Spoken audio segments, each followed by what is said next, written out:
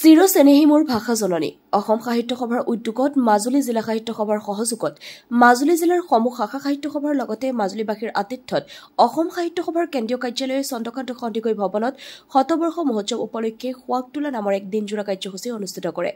মাজুলীৰ গড়মূৰৰ বংশীগোপাল নাট্য মন্দিৰত এই অনুষ্ঠানটি পালন কৰে। পুৱাৰ ভাগতে বৃক্ষৰোপণ, শ্ৰদ্ধাঞ্জলি, পতাকা উত্তোলন বিভিন্ন কাৰ্যসূচী অনুষ্ঠিত হোৱা দেখা যায়। দুপৰীয়া ভাগত বৰ্ণাঢ্যভাৱে এক বিশাল সাংস্কৃতিক শোভাযাত্ৰা কৰি দিনজোৰা কাৰ্যসূচী ভাগিৰ লগতে অঞ্চলৰ পৰিৱেশটো মধুৰ কৰি তোলে।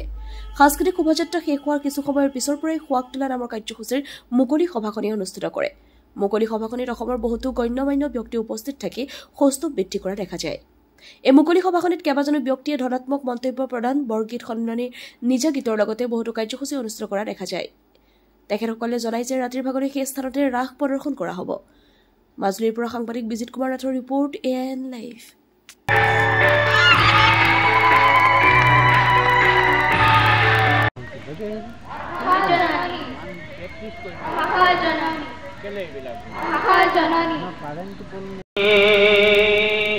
দুৰ্বল মানুহে যদি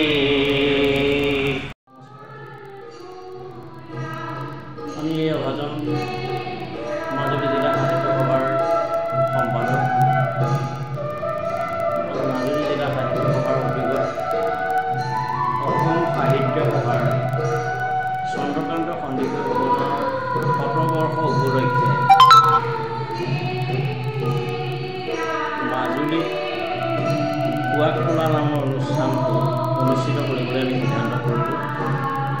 সাহিত্য সভাৰ আহ্বানক্ৰমে এই দিৱসটি আমি এটা উলহ মালহ অৱস্থাৰে বহু দিনৰ পৰা প্ৰচেষ্টাৰে মাজুলী জিলা সাহিত্য সভাৰ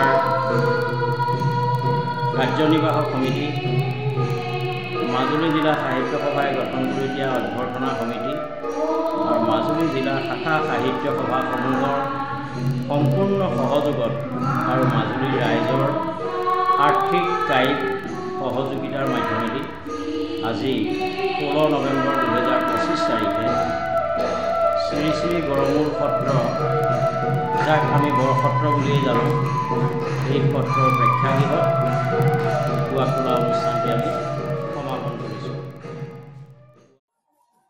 মাজুলীৰ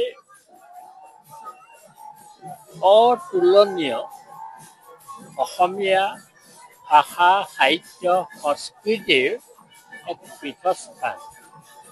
আমাৰ সংবাদ মাধ্যমে প্ৰায়ে কোৱা শুনো মাজুলীক সত্ৰ নগৰী বুলি কয়। সেইকাৰণে মই নাজানো, কিন্তু মাজুলী অকল সত্ৰ নগৰ, আৰু এই সত্ৰ নগৰত নাই কি অসমীয়া সংস্কৃতিৰ প্ৰতিটো সম্পদে ইয়াত মাজুলীক সম্পৃক্ত কৰি ৰাখিছে। আৰু তাৰ প্ৰমাণ ঘৰলৈ যাবই নালাগে। আজি যিটো শোভাযাত্ৰা হৈছে, এটা কাৰ্যসূচীক উপলক্ষ কৰি মই ক'তো এনে শোভাযাত্ৰা মই দেখা নাই যে অসমীয়া সাহিত্যৰ সভাৰ ইতিহাসত এটা বিৰল দৃশ্য মই দেখিবলৈ পাইছোঁ।